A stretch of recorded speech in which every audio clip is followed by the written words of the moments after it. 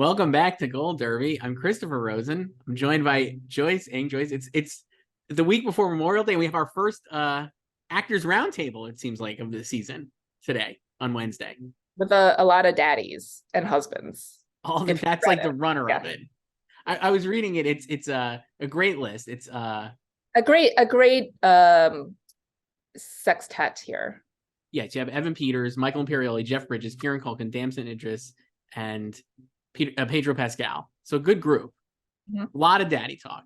A lot of Jeff Bridges, I'd imagine, just sitting there staring at everyone. He doesn't really interact a lot with everybody.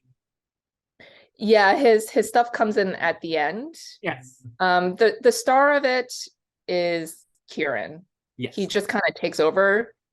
He would have been just a good moderator, because he was asking a lot of questions, and you could tell he had a good rapport with everyone there. Great. Loved reading. I haven't watched the actual video yet. So I haven't watched the actual video either. I just going from the text. Like I said, there's a lot of not Jeff Bridges. And then, like you said, Jeff Bridges at the end, like answering specific questions about his health and, the Big Lebowski or whatever it's going to be.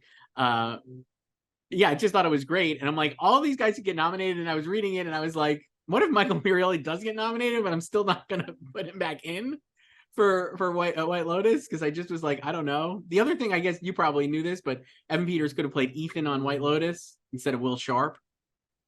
Now he's angling for season 3. Sure. I know, but he couldn't do it because of, or he was decompressing from Dahmer. So Ryan Murphy keeping Evan Peters from going to the White Lotus. So I gotta say, no offense to Evan Peters, who is amazing.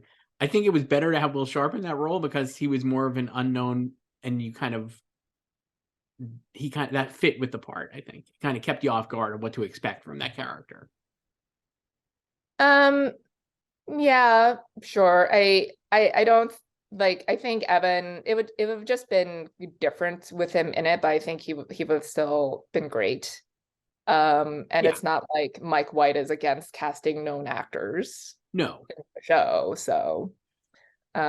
Yeah, so maybe he'll make it to Thailand in season 3. Would be great whenever they decide they're going to shoot that in 5 years. The other stuff, what else happened this week, Joyce? Succession. We got a lot of emails about Succession and a lot of emails that we could talk about. But one thing I think you mentioned here before we start recording, we've all had James Cromwell in there for drama guest actor, and he had not appeared until the penultimate episode. And now I'm like, what if he wins? You totally win. So that was what I was left with. No offense to Nick Offerman and Murray Bartlett. Both of them are in the top of our ranks for The Last of Us. But man, James Cromwell just like putting the whole show on his back. After he delivered that eulogy, I was like, The Last of Us fans are going to be very upset. Truly, really a remarkable monologue. He did some interviews this week too. Talked about like doing it. Just a legendary performance, and like really put the whole show into clear focus, I felt like, which is great. Yeah, that was really of the 3 eulogies, they were all different. Still very sad that eldest son did not get to deliver his formally inventive eulogy. Would love to know what it was. Yeah, that's what they like about it, but yeah, of the 3 eulogies, I think that's the best one, and it really, yeah, like you said, kind of encapsulates the whole show and also Logan as a figure, and then just kind of the very universal element of losing a parent or someone close to you who you knew, but they're older than you, and then you when you hear like eulogies like this, you realize like, oh, like you learn more about their life before you existed, and like, oh, they're a person too. Like they learn more about their father in death than they ever did in life. In that 5-minute speech, definitely, I feel like. Really remarkable stuff. The other person who showed up on Succession from the guest category was Harriet Walter for the first time. Caroline just causing chaos. Love it so much. Another immediate like, maybe I mean, I had her in. I still don't think I don't know if she would win, but I'm like, she immediately was incredible with her first interaction with Shiv. I felt like was a absolute slam dunk. Her O at her pregnancy, and then obviously the whole WAG situation in the front pew. Just remarkable. All water under the bridge. So such a good episode. I think, yeah, I don't know. Well, they're both, or she is going to be in the finale. So I think she still needs a scene like in Chandyshire. Mm-hmm. But she definitely did enough for the nomination. Yeah, and I guess like most people had her and James already nominated, seemingly Yes. without a sight unseen. But now I'm like, I think now they're win competitive, I guess I would say, after just one appearance for each so far. And like you said, Harry Walter will be in the finale. Yeah, and like, Cherry Jones, who's won before, I feel like maybe I think she'll get in too, but I think, Nance feels really distant right now. Yeah, She that was on does feel like it happened 3,000 years ago because it was like basically the opening of the season. It's still in our odds, not reflective of this, but Hiam Abbas, Marsha, not high up, but I feel like she should win because she's just been killing it, even in the funeral episode. I thought was really good. Yeah, I hope she gets in. So that I would consider that a win. So I guess the nomination is the win there. We talked about this in our column. Just you made a slight tweak in your predictions for series, which I went to Andor to try to chase your clout, and then you went off of Andor. I didn't go off of Andor at all. I don't know what you're saying. Andor is top 5 for me. You're still a non-believer in Andor. Andor is number 5 for me. Okay. So what did you take out for Bad Sisters? I took out Mando because you were trying to act like I'm in the tank for Mando, which I never was, because I've always said that that's just a placeholder number 8 for me, because it's like 4 shows fighting for that last slot. So I just dumped it. I put Bad Sisters there for now. So you don't have House of the Dragon. That's right. We're still off House of the Dragon. I've never had House of the Dragon. Right. So right. Bad Sisters, why not? That would be my take. Good show. I think, like I said in the column, I think it hits a different demo than there's a lot of genre shows here. So especially like you already have Last of Us in there, Andor could get in. I think it will get in. And then there's Mando and House of Dragon. So there's 4 genre shows. And I know a lot of people are predicting all 4. Most people probably don't have Mando by this point, but some probably have not updated in months and have all 4. So I feel like something female skewing like Bad Sisters could stand out. And I think it can probably get a writing nomination. I don't know about acting. It did well at the BAFTAs last weekend, 2 weekends ago, whatever. 2 weeks ago, I think. But yeah. I don't know. You could say anything could go into that 8th slot, and I believe you. I mean, I think your instinct is probably very accurate. The other show that I would consider would be The Diplomat, which has probably been seen more than Bad Sisters, though not. Yeah, I put Kerry Russell into my actress lineup. And then I debated putting the show into, but then I don't know, I just didn't. And yeah, also something like Queen Charlotte, another female skewing Netflix hit. Right. So, and they nominated Bridgerton 2 years ago. So then maybe House of the Dragon should get out of my picks, is what you're saying. I'm not telling you what to do. No, I've already explained why I don't have it. So that's good. All of that is good reasoning, I guess, for why it's out.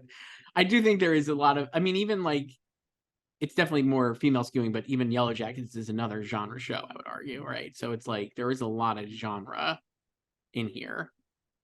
Yeah. So yeah, like the other 4 are more like male skewing, let's say. So it appeals to the same. Yeah. So yeah, there's not a lot of female skewing stuff.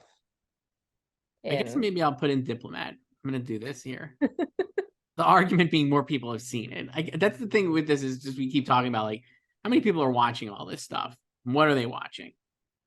I know they watched The Diplomat. A lot of people watched it. Yeah, they've probably have seen the stuff on Netflix. Right. That has landed. So with the public. And it's The Diplomat it's fun, and it's not super prestige, but it's broad, appealing enough, with enough prestige elements. So, and let me ask you this: do you think that you actually have this split? You have Bad Sisters in drama, and then Kerry Russell in actress. You don't have Sharon Horgan in actress, right? For drama.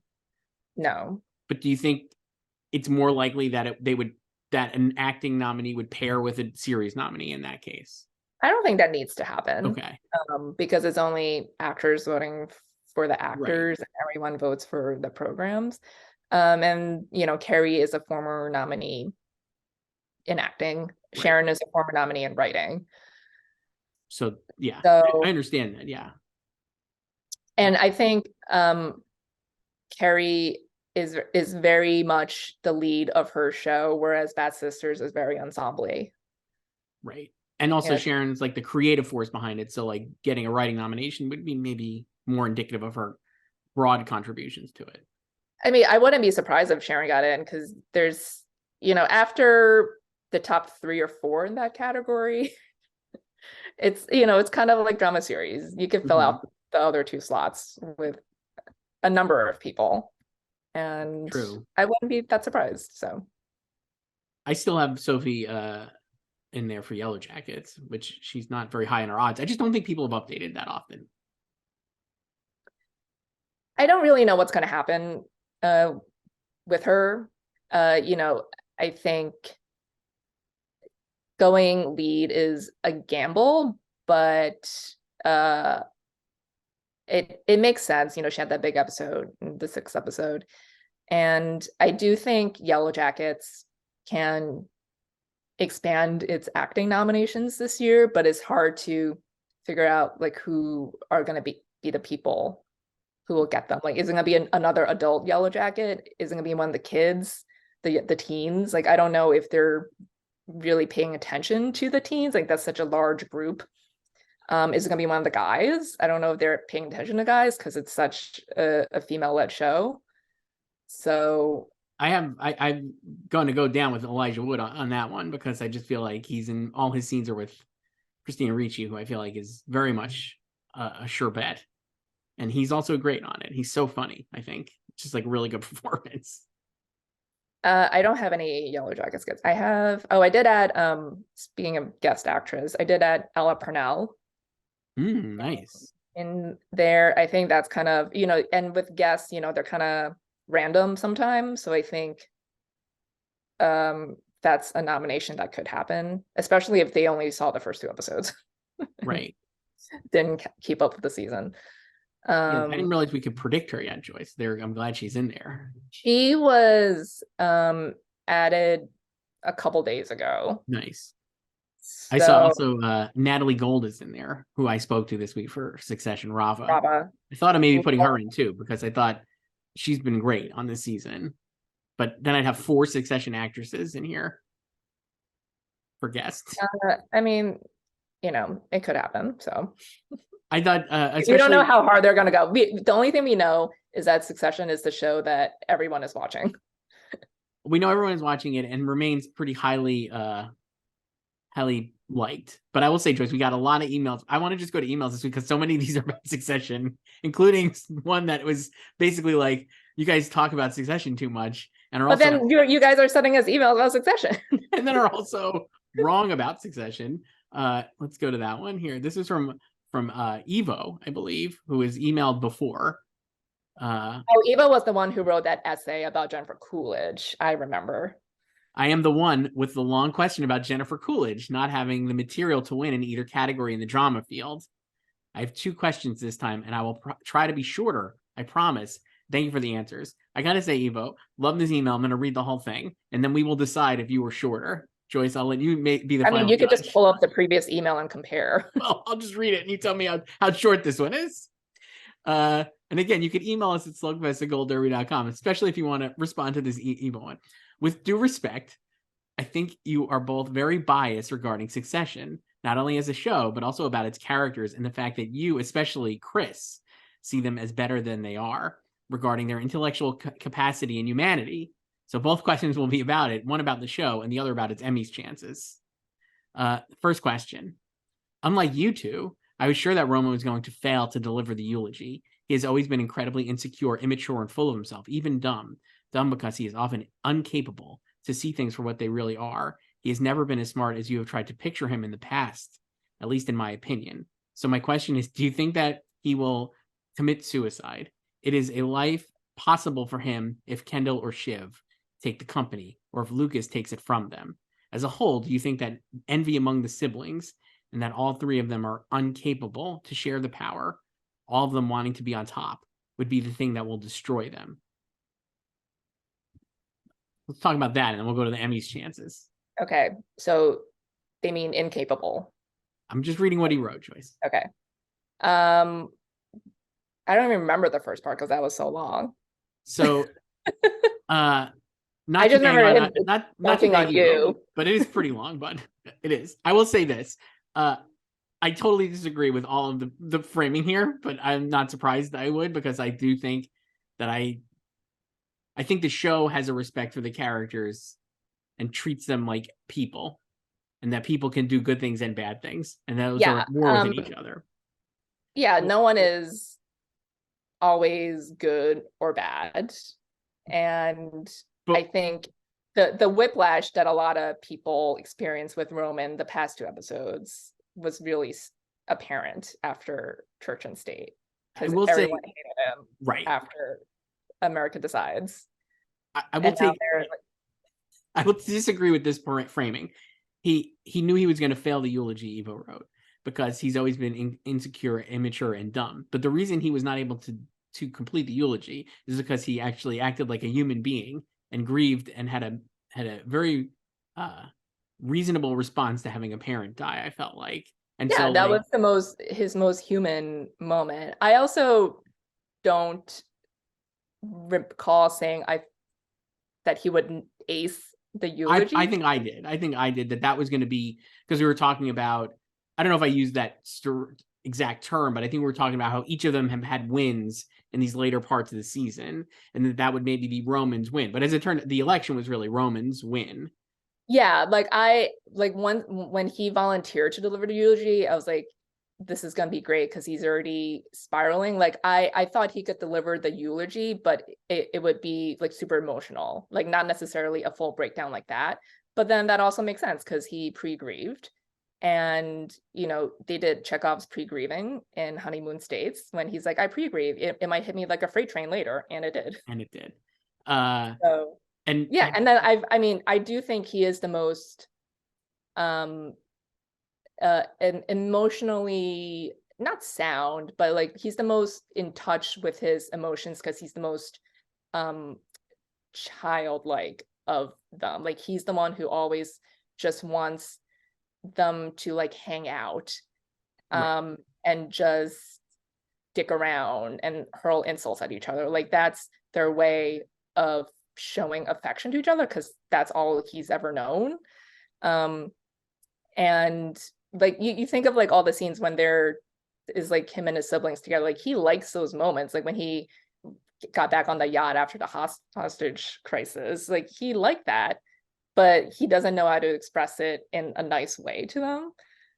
So, and like I thought like his breakdown completely makes sense, and like you said, like he got his win in the election episode, and that's been the pattern. It's like none of them can have sustained momentum for too long, so after they each get a win, the next episode they usually take an L of some sort. So like after the election I was like, oh well, like the eulogy is not going to go great, especially because they made the whole preview about with him rehearsing, and when they do that, it's just like not going to go well, or they're not going to show all of it, or like something is going to be up. Correct. Yeah, I think that's true, and I think the thing with Roman, the show, I just think the show, I'm certainly biased on it because I just think it's so much better than every other show, just flat out. I think it is like one of the best shows I've ever gotten to watch, so I'm obviously in the tank for it. But I will say the other thing I like about the character is that he has like a weird, like, especially in the election episode where he is full fascist or throwing his weight, he considers his own personal relationships way more than any kind of collective, right? So we see him like he's more inclined to like help Carrie, like when she's having issues at the memorial service, when Marsha's like kind of shitting all over her and she drops all her stuff, and like that, he's like very kind and caring in that sequence. But then like in the greater good aspect of it, he's like, everybody sucks and it doesn't matter, basically, right? Like that's how he kind of views life, is that his family is more important than, or the personal relationships are more important than like anybody else. The thing about him as opposed to Shiv and Kendall, is like he is who he is. Like he doesn't try to pretend to be good or want to be good like Kendall does. Like Kendall's always constantly asking like, am I a good dad? Or, you know, whatever. Like he's trying to like do good and or just like do something different than what Logan did. Like he's trying to change some things and he wants to be thought of as a good person. Shiv's just performative, you know, like we have to do what's better for the country. Like she might have more progressive views, but like both, well, all of them, they're just doing like they're seeking what serves them best in terms of this deal, right? So she tries to act like she wants Jimenez to win, but it's really because that's the deal she wants with Madsen, right? Right. But like Roman, he doesn't use any kind of facade like that. It's just like, yep, like I just want Mencken, you know, like he doesn't try to be good at all. Yeah. So we'll talk more about these, and I'm sure Kieran and Jeremy and the whole thing. But here's the rest of Evo's question, which actually this one I thought was interesting, and I kind of would accept this criticism, I guess, or at least engage with this a little more amenably. But here's the number 2. This is about the Emmy chances for Succession. Don't you think it is very contradictory to say that Brian Cox is a lead, but Imelda Staunton might be more supporting, which I definitely have said. I'm sorry, but this makes zero sense. Cox belongs in supporting, and he being in lead is very much about his ego, as David also wrote you a couple of weeks ago. Also, he does care about winning awards. And this is Evo speaking, claiming that Brian remains salty that Jeremy beat him everywhere. He deserves. Does Evo know Brian Cox? I don't know. He says he will add. You need to know the deeds, man. How do you know how Brian Cox feels? He will be deservingly snubbed, in my opinion. Well, now I feel like this is just if we're biased about Succession, now I feel like this is just bias against Brian. Perhaps. And then there's another question, just adding, this turns into a little bit, here, sorry. He was not even able to get a BAFTA nomination, while Matthew McFadden not only got it, he won the last 2 years. BAFTA's made British actors from American shows eligible for nominations, and they vote the nominees on panels, so that the tapes matter here. On the same note, Imelda Staunton and Celine Dow were the only actors from season 5 of The Crown that got nominated at the BAFTAs. So I think you're not taking her as seriously. And she's also in more episodes than Elizabeth Debicki. And what do you think that Netflix or Dow himself submitted in supporting at the Emmys when he could win in guests? So I would say, like, all of that aside, I think that is true that, like, maybe I was more, Imelda is then a lead also, I guess, if Brian is the lead. Though I did say that maybe she would be better in supporting just because the Queen. I mean, I never said Imelda was not a lead. I said that she probably could be supporting because she's not in it as much, or the season wasn't as focused on Queen Elizabeth as it was Diana.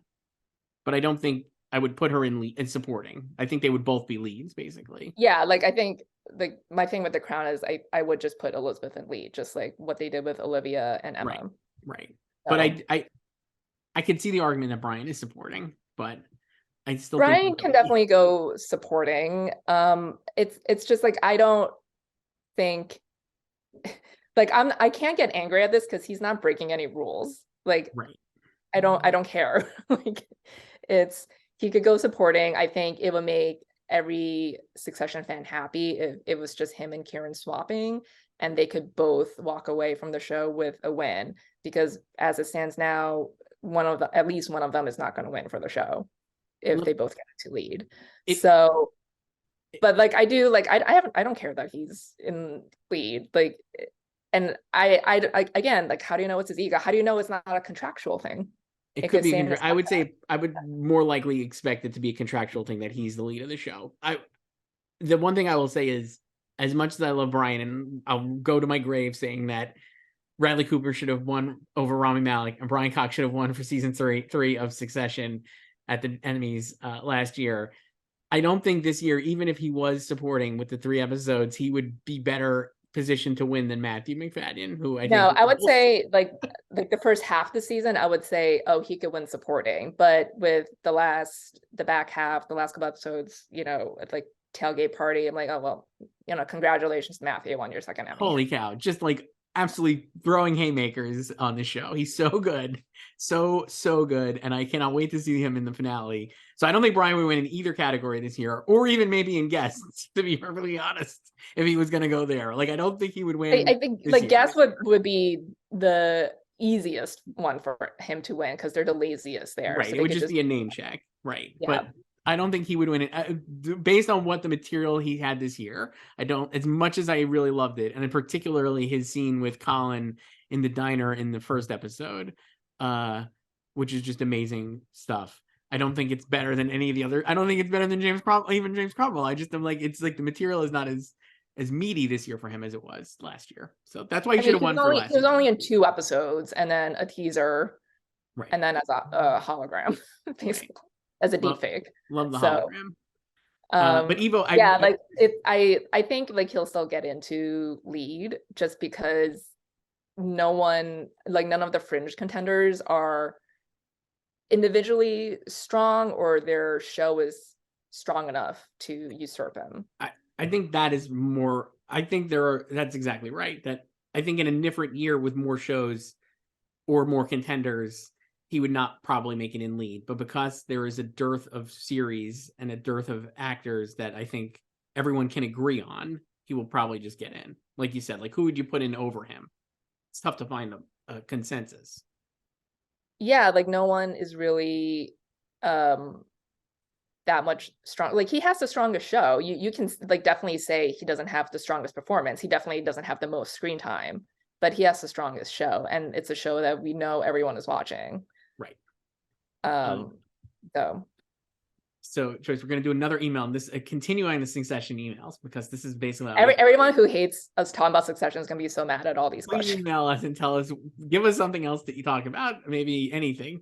But email us at slugfest@goldderby.com. This one is from Matt. He was from Alabama. I believe we read an email from him previously. Matt from Alabama again. Some of us in good old Alabama love arts and culture. Not all of us farm for a living. Haha. And he writes, I really enjoy Thursdays with you guys, so I'm going to try to make this a thing to email you guys every week. Even if only one gets read, that would be awesome. Well, Matt, we're making your dreams come true.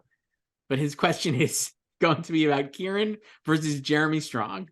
Common sense would say that Jeremy has the upper hand. He's a previous winner. Most consider him the nucleus of the show, especially since Logan died, and he hasn't missed a beat this season. However, Kieran has just blown me out of the water this season. My wife and I were discussing what episode his submission would be, and I genuinely think there's so many he could choose from. How likely is it for him to take the momentum all the way to the win? If he stayed in supporting, I think he would be a slam dunk this year, but going up against Jeremy and Brian might be too much to overcome. Just wanted to hear your thoughts. Now, we both have him in first. Yes. We talked about this, I think, since the episode 6, Jeremy has been just owning the show. He's been so good. And there was a moment this past episode where I was like almost thinking of putting him in first. But then Kieran again just continually surprises me, and I think his performance is incredible. And they continually give Roman just so much to do. I think that is another key aspect to this. Like, he has not taken a back seat to Jeremy or Kendall at all. No, he's had the most material as Roman he's ever had throughout the whole show. And Kieran said in one of his like postmortem interviews that this season was the first time Jesse told him, gave him the broad strokes of the season, what was going to happen. So he told him about the funeral and the eulogy and what was going to happen. So it was like he knew he was going to have good stuff the season already, way before they shot a single frame. So I understand people thinking Jeremy will win if they're just going to go with a Succession guy again, because he has won before, but also under the system, no one has won this category again. Right.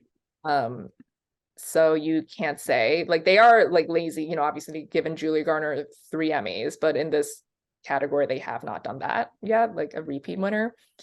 And they Jeremy and Kieran also have never gone head to head at the Emmys. So they're untested against each other.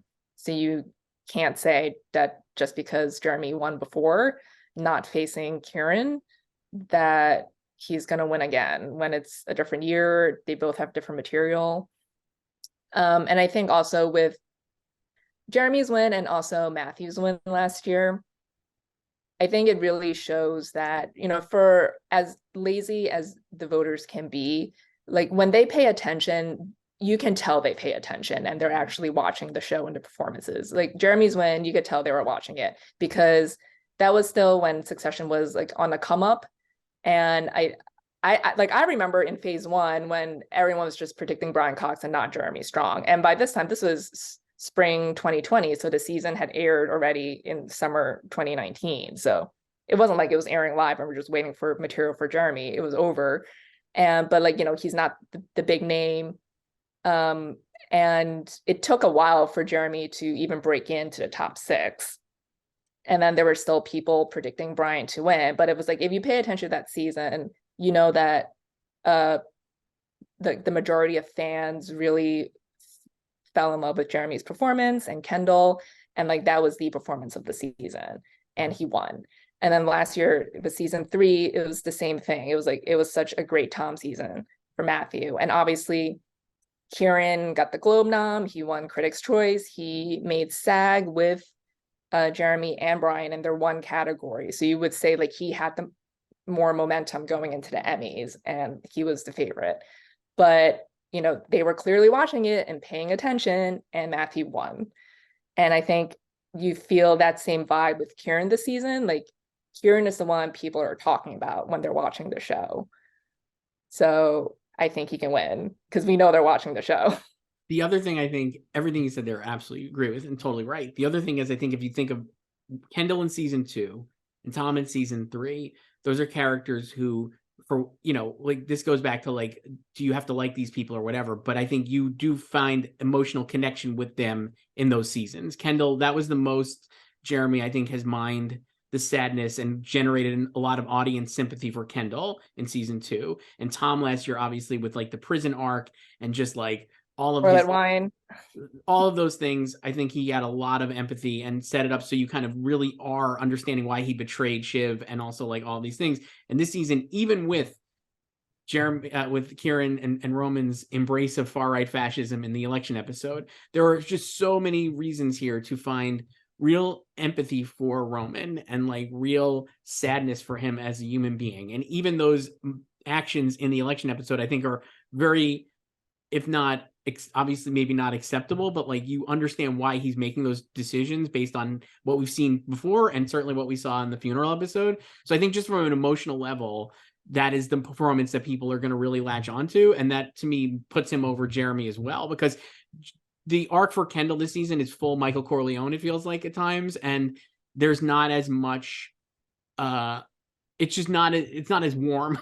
There's not as much warmth for him and like empathy for him this season, because he is fully going to, you know, the dark side or whatever you want to call it, and like excelling in that he is accepting, you know, like I was thinking just from like the show aspect, the last big scene that Jeremy and Brian had and Kendall and Logan had together is, I guess, the penultimate episode of season 3 when they're at dinner, and like Kendall is like futilely trying to be like, I'm better than you, I'm not like you, and Brian and Logan's just like, fuck off, I've been cleaning up your shit your whole life and you're not better than me. You think you're better than me, but it's not. Life is a fight in the mud for a knife, right?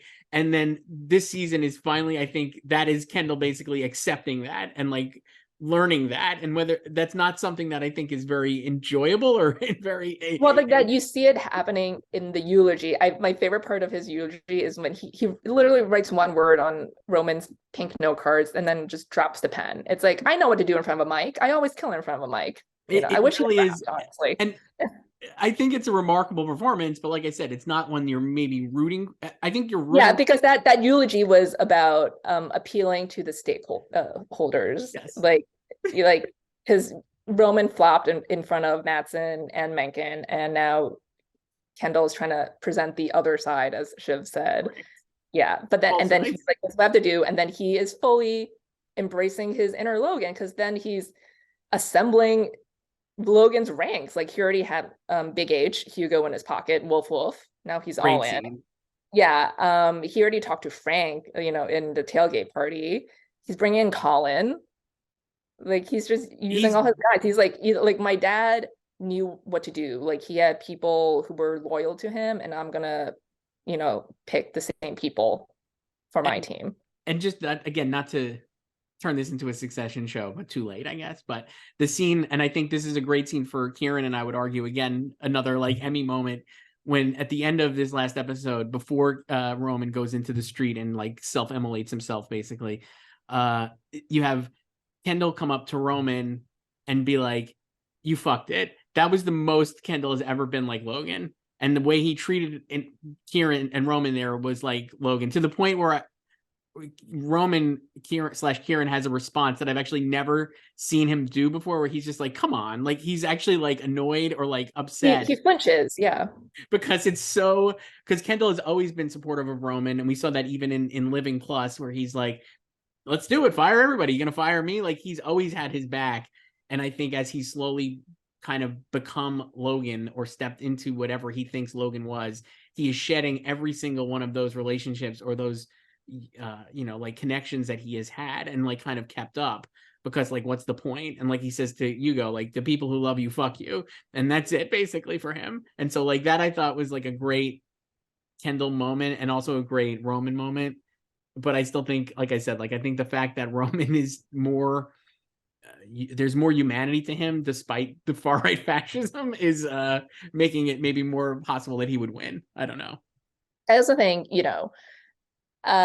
losing a parent or a loved one, that's a universal thing. Like we have, all felt or are going to, unfortunately, experience that at some point in our lives. And I think the way he has portrayed someone who has pre-grieved and is grieving or being hit with a wave of grief, is, there's just this level of verisimilitude to it that I think is very hard to portray on camera without it coming off phony.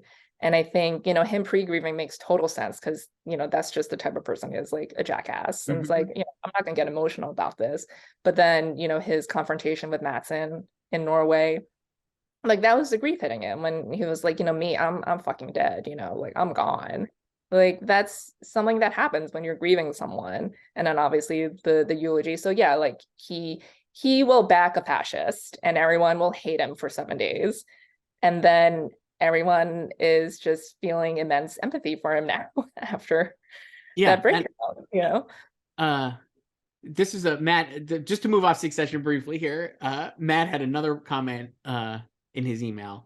As a side note, Phil Dunster has been the winner of Ted Lasso season 3 in my eyes. Not sure if he has a win in him, but if he doesn't end up with a nomination, I think it would be criminal. Trying to speak it into existence. The reason I bring this up, Joyce, is I think this is the penultimate episode of Ted Lasso airs today. 70 minutes. But I got to say, best episode of the season going away, and Phil is amazing on it, I thought. And I definitely think he will get nominated based on the way the arc of Jamie this season.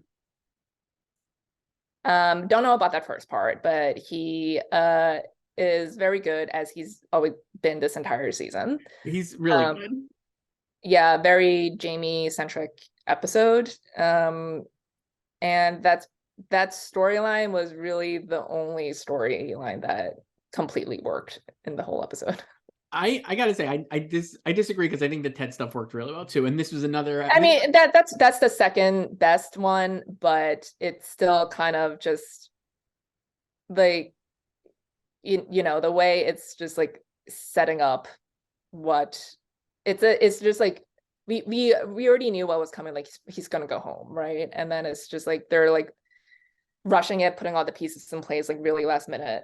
It's like, I mean, I think when I really have enjoyed this, I enjoyed this episode a lot, and I think the last few have been solid as well. But I think when you look back at this season, the length of the episodes plus the detours these episodes take, plus the fact that to get from point A to B, which we all knew it was going to go to, you went to like 30 different data points or whatever. It just feels like there was a way to tell this season story. You could be incredibly succinct and tell it in 30 minutes.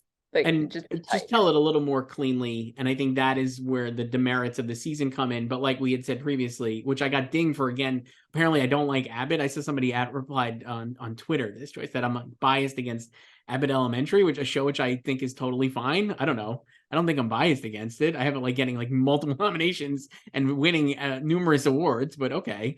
But I think the highs of this Ted Lasso season will be why it kind of like we said, like the sum of its parts, the sum is greater than the whole. Or what is that? What is that? What is that? No, their parts are better than the sum. The sum is not adding up. That's it. The parts are great. The sum of this season has not. Yeah, Really because again, like today's episode, those last two scenes, they're just trying to make you cry again. Right. But then if you actually step back and think about them for a second, it's like this is like just good in a vacuum. Like that scene is like Beard coming in, like telling his backstory that we never heard about. And then the scene with his Ted and his mom, that was good. Really good.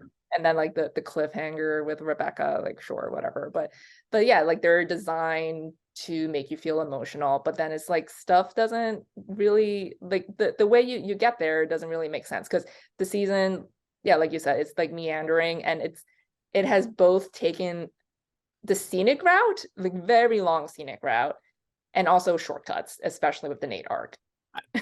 Again, I definitely like it more than I think a lot of people certainly. I guess my criticism would be like, I think if you put on a list of maybe, I mean, I don't know, but if you listed the characters who I think people want to see focused on, they're just not, and you like kind of like ticked off like how much they've done with those characters this season. There's just not enough there. Like Sam, I think, is a character who I really loved, and I love Tohi Jimo. I think he's a great actor. Obviously, he was an Emmy nominee last year, and like the stuff he's had this season when he's been in it is great. He's still great, but he's so sidelined as a character. Yeah, they have these, kind of, like 70-minute long episodes, but like that means like they're just devoting like 5 minutes to like this like side plot here and there, so no one gets that the screen time or the plot line really to really delve into their story or their character. Like really, Rebecca hasn't had a lot to do since the first.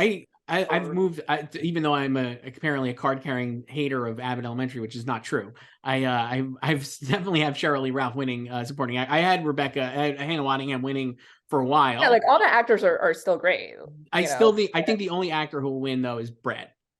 I don't think any of the other regulars would win. I don't think Jason would win despite this episode, and I don't think Hannah would come back to win because I think Cheryl Lee Ralph has had more to do and is more impactful on Abbott for this second season, and obviously won last year, which helps. Yeah, I mean, like Phil, to bring it back to Matt's bullet point, like that would be a very deserving nomination. You have him in. I do not have him in yet. I don't know if it'll happen. He's like the Courtney Cox right now, right. Who's not been nominated. I will say I don't know if I can say this confidently, but I don't think Nick Mohammed would get in. I don't have him. People do have him though, but I don't think they may be. I don't think he's going to get in. I think it would either be just Brett or Brett and Phil as nominees for supporting actor this year from Ted. I would like that. Especially because they did share a story arc. Right. That's another reason. Honestly, I kind of like with a lot of my predictions, and maybe this is really stupid, but a lot of them, I was thinking like with White Lotus, like I'm going down with like Haley Lou Richardson and Tom Hollander, specifically because they're in the Jennifer Coolidge arc, and they have like key scenes with her. And similarly with Phil, I feel like you're exactly right. Like his whole arc, a lot of it this year is with Brett, who has been the most consistent and reliable part of this season of Ted Lasso. And so like, I think he will definitely get nominated, obviously Brett Goldstein. And I think that helps Phil Dunster like kind of elevate above maybe a lot of other contenders, is because like you love Brett, you're going to be like, well, I'll write both of them down. They're in so much stuff together, and they're like a really funny comedy act, I think, together. Yeah, like the bicycle scene in Amsterdam was great. Really good. I think this, I would be more confident in him, or maybe not that much, but like slightly more if it were still the unlimited ballot, because they could just fill out a bunch of names, but it's really, you know, with the restricted ballot, it's like you can like something, but is it in your top 8? I don't know. I mean, I guess that's true. I don't know the I don't answer. know. Like, Yeah. I think they are watching the show. And I feel like the industry won't have as many issues with the season as, you know, we do, or like casual fans do, regular fans. I mean, there are a ton of regular fans who still love the show. Yeah, So I mean, I would say I still like it. Like, I'm definitely not against the show. I think it's good, but I know that's like a minority of the cooler sect of the. yeah, like I think you can still totally watch the show and enjoy the characters, and enjoy specific scenes. But I I don't know, like I don't think it's wrong of me to expect more from a show that is so highly acclaimed and has won No, so many Emmys. I So don't think it's wrong. Like I said, I think the stuff that's works really well, and yeah. like I think the stuff that doesn't has been like not great. And together, it just doesn't come together as it. I mean, it might stick the landing. I think that I'm expecting the finale to be solid. Well, you Seems know, like now Nate is gonna start work again 10 a.m. Monday. So like why are we seeing why did we miss a whole scene? Again, missing like whole episodes like of the team talking and deciding to invite him back without asking the coaches. Like it was so weird. I do wonder. This is just a total Ted Lasso sidetrack that I'm not sure if this even holds water, but I know they wrote season 1 and 2 together, right? Like I think they had written season 2 while season 1 was already, so like the idea, the Nate stuff was already like baked in. And I think I talked to, I did an interview with Brett Goldstein, I guess maybe last year, I guess, when they, for like WGA awards, I guess it was. So it was like for season 2. And he was like kind of surprised that the discourse around Nate was so aggressive. They all were. And I think they didn't realize maybe how good Nick Mohammed was going to be at making Nate into such a giant asshole, and that he was going to like nuke the support for the character in such a way that I do wonder if they were just like, yeah, taken aback by that, and then had a hard time steering it back to where it was. So they kind of just kind of punted They it. took shortcuts. I honestly, I wonder if that's it. Like they didn't realize how much support there was going to be for the show and the characters, and to have a character betray the team and Ted in such a way that there is almost no coming back from that. And so how do you do You could that still then? show him as that villain and the complexity there and still have him learn his lesson. We Right. just never got to see him. No. It's like Succession, like just show the asshole. You could still make an asshole empathetic. Yeah. I just think I do wonder. I think they were taken aback by that. And I think that I think so. Yeah, there were a lot of interviews last year when and they did, because they started filming season 2 in early 2021. Mhm. So, and season 1 premiered in August 2020. So yeah. Yeah. Another email here, Joyce, slugfest@goldderby.com. I'm just going to read this one. It's from our old pal, David L. It's been a fun being your regular listener and getting your shout outs. I'm telling many of my friends to watch, so hopefully you can have more emails. Thanks, David. That's so kind of you. My question is, do you have strong, this is another Succession. I'm not even going to read this part. It's again asking about Kieran, but he wants to know if the show could sweep 6 of the 7 Emmy acting categories except supporting actress. I mean, we've talked about this before, I feel like. Like, yeah, I don't think it will. So I have it winning 3 of the 4 the lead and supporting categories, because I think Kieran, Sarah Snook, who we haven't even mentioned, and Matthew McFadden feel like very legitimate. Yeah, I think they can win. I have Jennifer winning supporting actress. Yeah.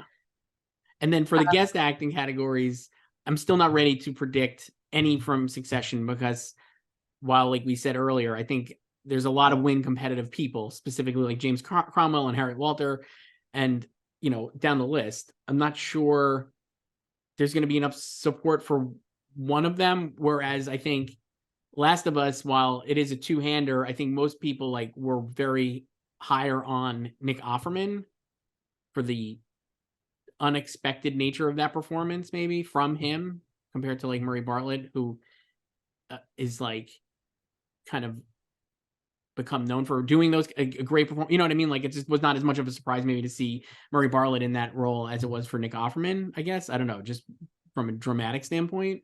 And then I have like Melanie Linsky for Last of Us. Similarly, I feel like maybe is a stronger bet, but I guess I can make the case for the Succession winners there too. But I don't know. I just don't know if there's going to be that wide of an embrace.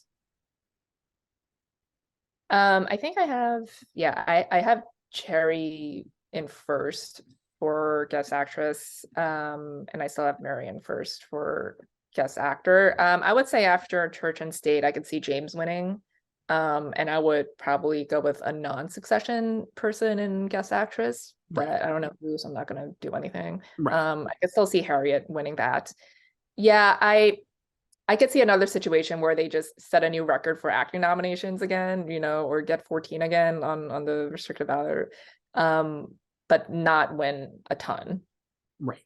So, especially because most of their nominations are like they would be getting multiple nominations in one category, in a lot of these. And yeah, obviously J. Smith Cameron has an uphill battle in supporting actress. I was wondering this. Do you think she actually gets nominated? Yeah. I definitely think it's close. I don't know if I think I could see a case where she doesn't get in and there's another White Lotus person in there maybe instead. Like just add another actress from White Lotus. Anybody who doesn't have one of those in, I guess. No, I think she's fine. I think she is like I think again, like I think the show would do well in nominations, and it's just not gonna I don't think it's gonna pull a crown. I don't Winning yeah. almost all the acting categories. I mean, the Crown also benefited from a way less competitive field that year too. Yeah, I think like if it does win both guests, and then Kieran, Matthew, and Sarah do win, then you could make the argument, which we will only know in hindsight, that they were just checking Succession down the ballot, and then J. Smith Cameron wins as a coattail. That would be wild. So I guess we could probably get a sense of it if Succession sweeps the guest categories at Creative Arts the week before, but that often that doesn't mean anything for the regular categories either. Right. Because I do think they treat guests differently, like they don't think about it as much, and they're the most name checky than the regular categories.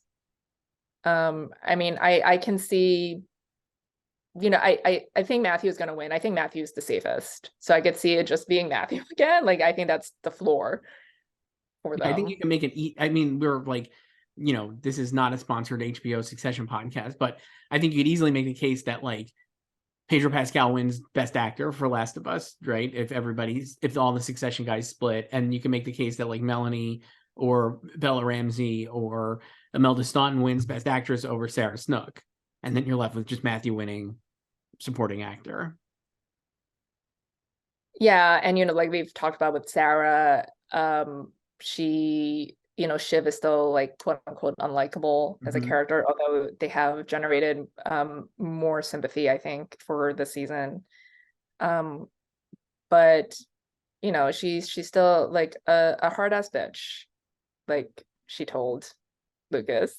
Like I love her using her pregnancy to try to get back into her brother's good graces in the car, and then immediately turning around and be like, I'm just gonna discard my child to be the American CEO of Waystar once you buy it. So what would you pay?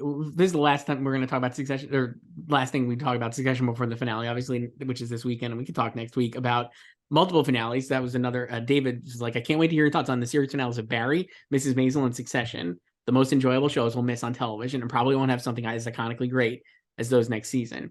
But so I don't want to ask you to predict these finales, Joyce. But I guess where would you put the concept of Greg being the puppet CEO for Waystar and for Matsson? that'd be great. I think that really could happen. I really think that's I think it will make a lot of people upset, which I would just love, because a lot of people hate Greg. Yeah. And it's very funny to me, but I think it makes a lot of sense. And it's Logan did write down his name with a question mark. So So I think he sees that like Greg knows how to survive. He's very obsequious. He knows how to jump from whoever has power at that moment and kiss their ass.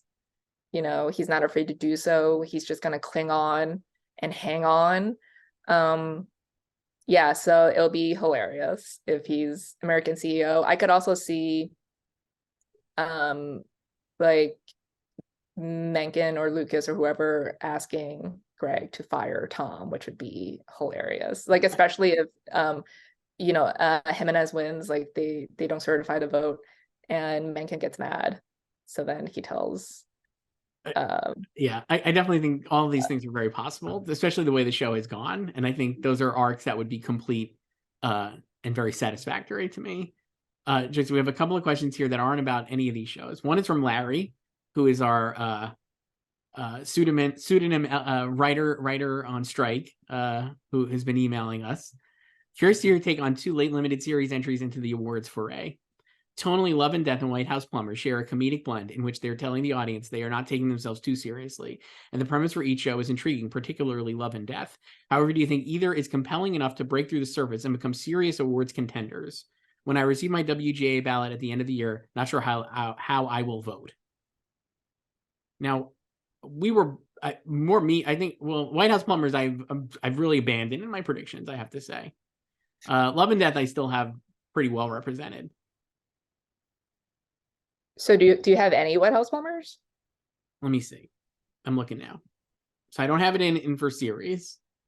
I have no actors in lead actress or actor. I don't have. Well, it doesn't have a lead actress. I don't have it anywhere. I really don't. I took it out of everything. You just dropped it completely. I did. I have Love and Death. I have Elizabeth Olsen for sure. I have Lily Rabe, and I have Jesse Plemons.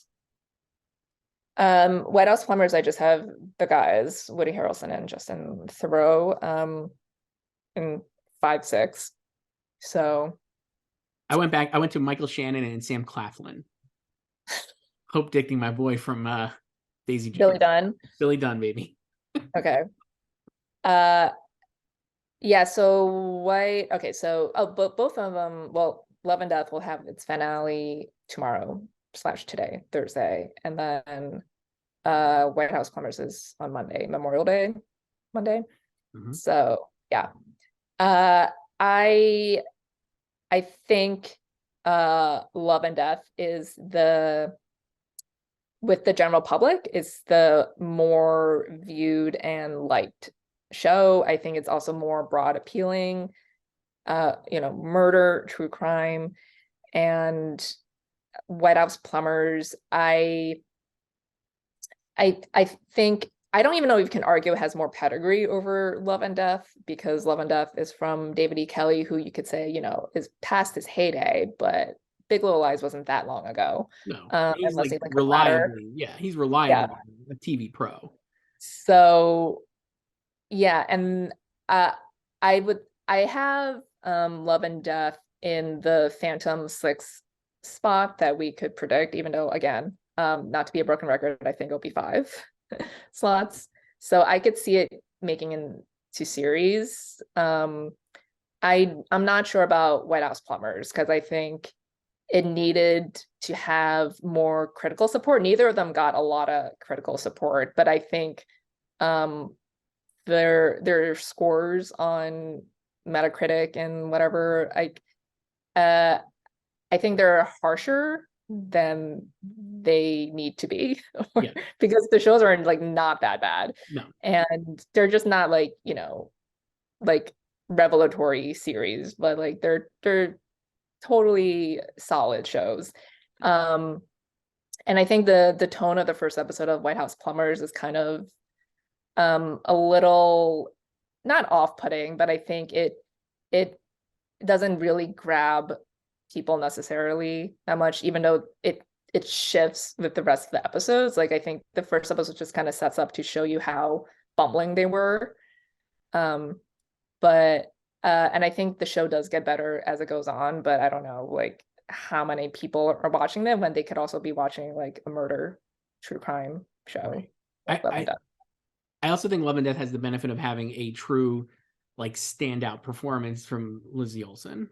Yes. And I don't think White House Plumbers has no offense to any of the actors, but none of them have been like, I don't like, you're right. I think just anecdotally, I think I see more people more people are excited to talk about Lizzie Olsen and that performance than they are anything in White House Plumbers. Yeah, I mean, Justin, listen, he is going for it on this Yeah. show, but I feel like he could do more. It's weird. I don't know. Like, I feel like it could. I'm not gonna say he's not committed to it because I think he is, but I think it's. I think there's just something a little like slightly off with I guess how the rest of the episodes tones are against his performance, even though his performance works really well with it, and opposite Woody too. Like Woody is like the anchor, like straight man-ish there. And I think he also gets good as the series goes on. And Lena Headey, she had her big episode this week, the 4th episode. If you know, you know what happens to Dorothy Hunt. You can just Google it, probably. Oh yeah, Google. It's real life. Yeah. You know, it's not a spoiler. There's no spoilers in real life history. Yeah, no spoilers in real life. So, but yeah, I don't have her in either, but I have a bunch of Love and Death actors like you. I have Lizzie.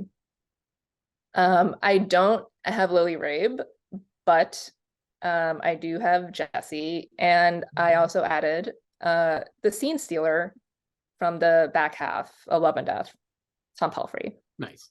I'm still like hope dicting Liam Schreiber for Small Light. I still have it in series too, but I could see moving that around by the end and putting Tom in as well, because I think people are actually watching the show.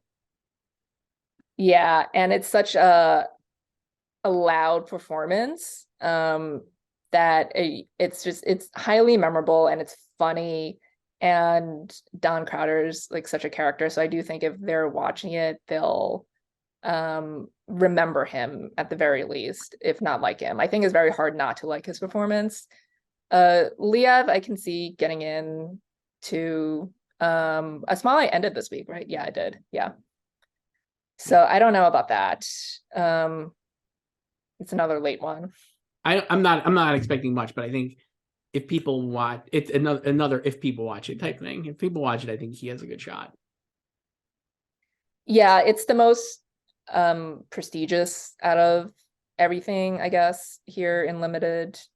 So I guess you could say that it kind of stands out on its own that way too. But yeah, it's late, and I don't know. Do you have Bella Powley? I don't, because I still have Sydney Sweeney. I mean, that's another late one. That's also on Monday. I have for actress I have. Quality. Oh, actually, I don't have Sydney Sweeney either. Wow, I have Riley. I have I went with this: Rachel Weisz, Elizabeth Olsen, Betty Gilpin, Ali Wong, Jessica Chastain, and Riley Keough. Betty, I wish. I'm really going hard on Mrs. Davis. I have it in series also, another Hope Diction. I don't care. I like it. So I mean, I'm gonna have it represented. Is this your We Crashed and Limited this year? And unsurprisingly, Joyce, I've interviewed people from Mrs. Davis, so you just draw your own conclusions. But you could watch my video interview with Betty Gilpin. She was wonderful. Very nice lady.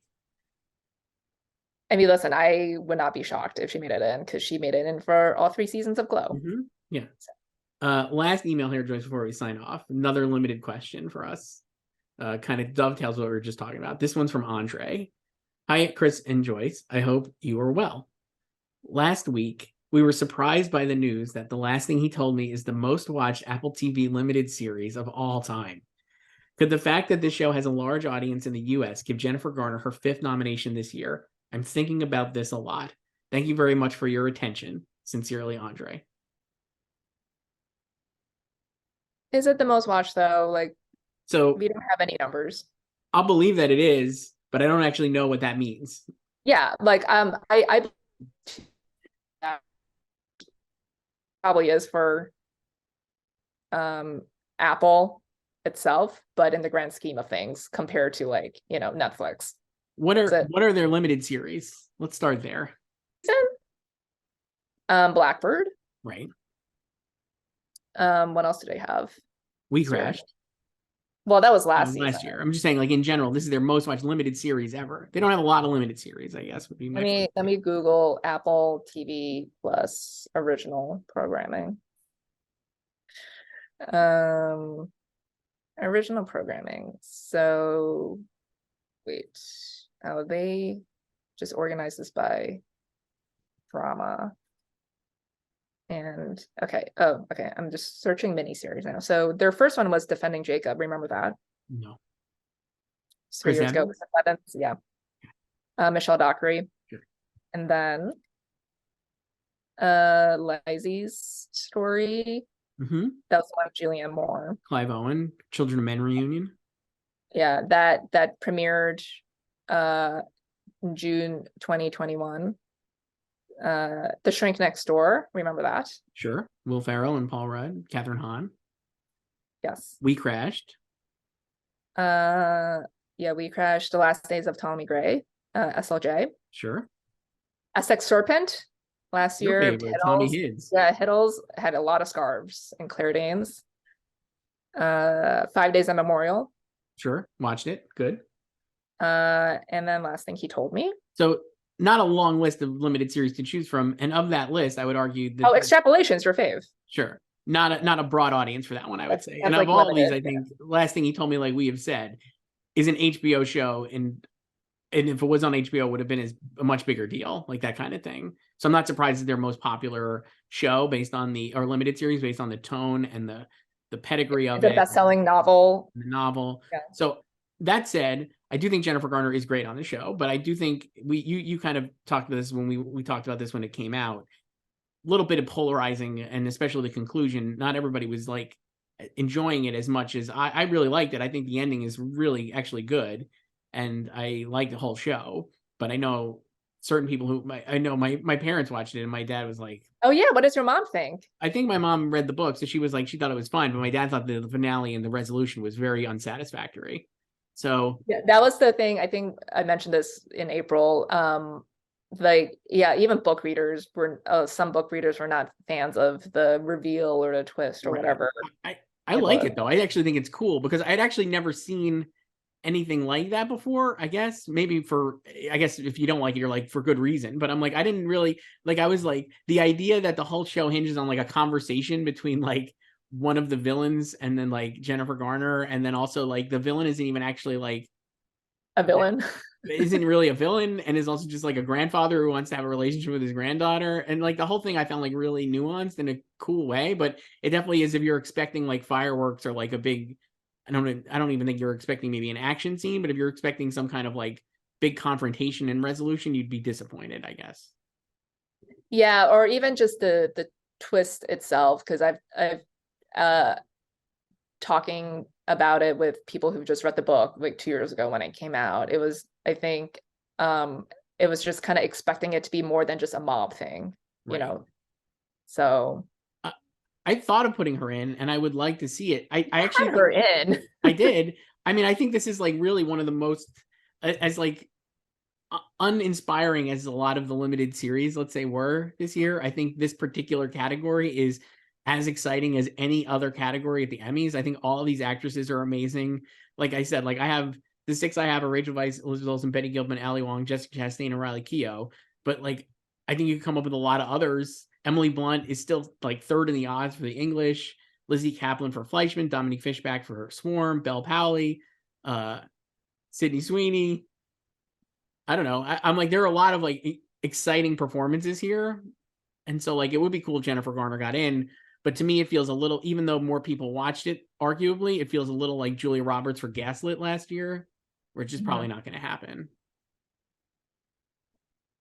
Yeah. I guess it's also the thing is like, I'm sure people watched it, but it is like, do they also like care enough or like it enough to nominate it? Right. And will it be their favorite? Would it be their favorite?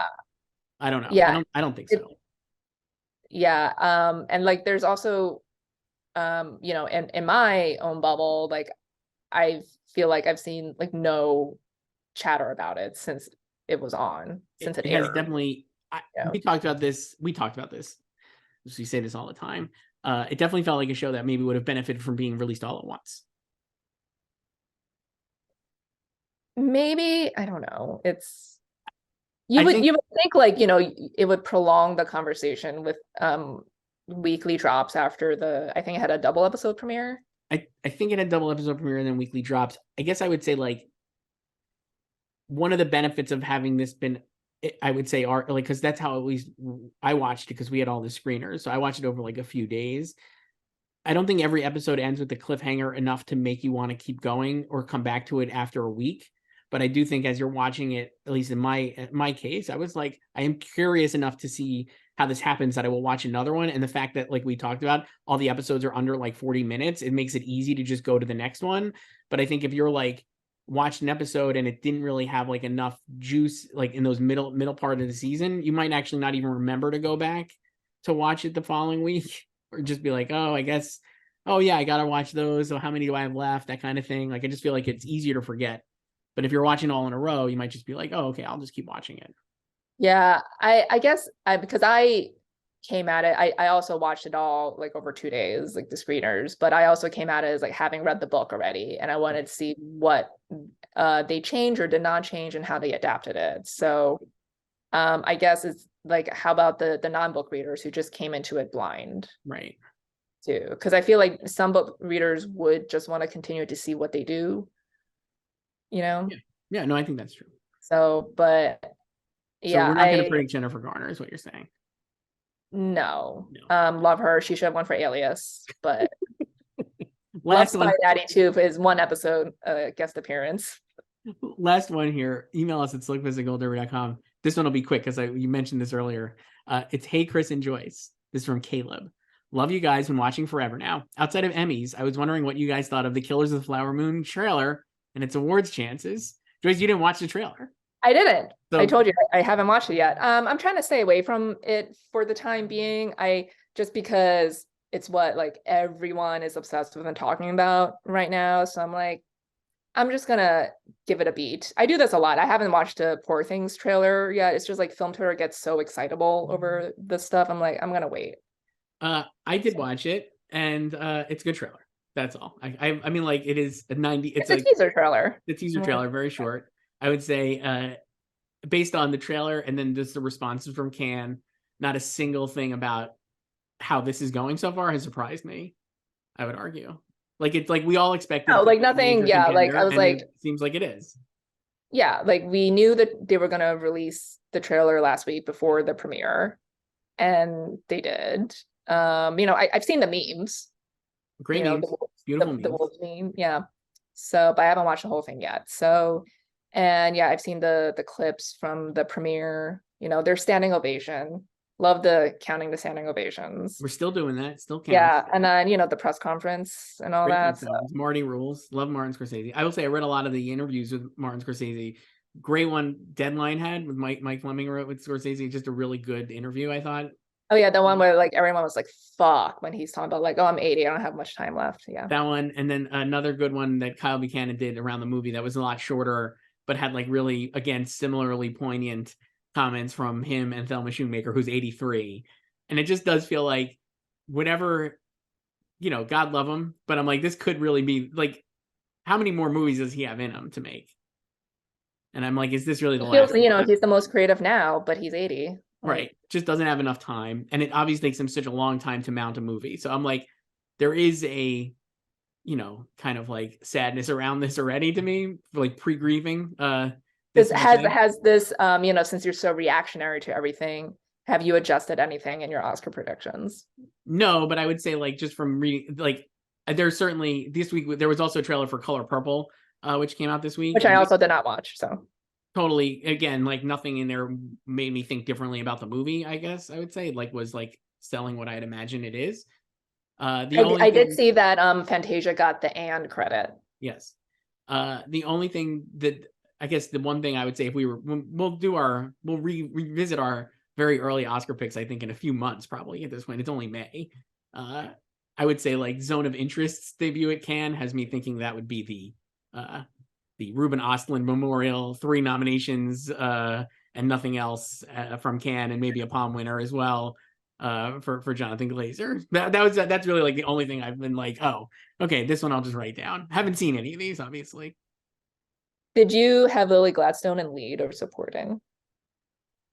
I think I moved her to supporting because I had her in lead last year when we thought it was coming out last year. So I think you moved her into supporting, and I think I moved her into lead. And I think that sounds right. You think that sounds right, or you think that'll be? I think that's what we did. Yes. But it's still up in the air where she's gonna be, just based on a lot of the reactions. I had her in lead. Yeah, I get the sense that she would probably be a very, who knows? I don't know. It's like another like Michelle Williams situation where like you're locked in supporting. I mean, when we do our picks, we'll see. I might drop her into supporting when we do our very early picks in 3 months. But yeah, nothing. I mean, good trailer. Can't wait. Very excited. I know. I'm like nothing. All based on everyone's reactions. I'm like, it's like exactly what I expected. Yes. I don't know. Like nothing surprised me. Joyce, so we'll come back next week with so many finales. We'll have the Succession finale, Barry finale, Ted Lasso finale, Mrs. Maisel finale, all happening here in the next like 5 days, basically. Yellowjackets finale. Yeah, but that's not ending. No. Series finales are just Maisel. Yeah. Ted is like maybe series, but probably not. I get this. I would say not at all. I'm sure that's going to be the Ted resolution, and then the show would continue. And then like Nate will be coach in season 4. Yeah, pretty much. Or Nate and Ned Lasso. Brett. Or Nate Lasso. Yeah. So The Flash is also ending series finale. Can't say I watched that one, Joyce. No. But end of the Arrowverse and the CW as we know it. Yes. Sad. R.I.P. Tough beat. Yeah. I'll see the Flash movie. I'm excited for that. Seems good. Yeah, they've a lot more, I guess, less positive reactions now that they're taking it out more. Yeah. Showing it to people who maybe are not into Tank. I will say I have talked to multiple people who have seen it, and they all seem to say it's at least good. So maybe not as great as maybe not as great as Zaz and Tom Cruise thought, but like still good. Yeah, I believe it. Yeah, so. Seems fine. All right, we'll talk next week. Bye, Joyce.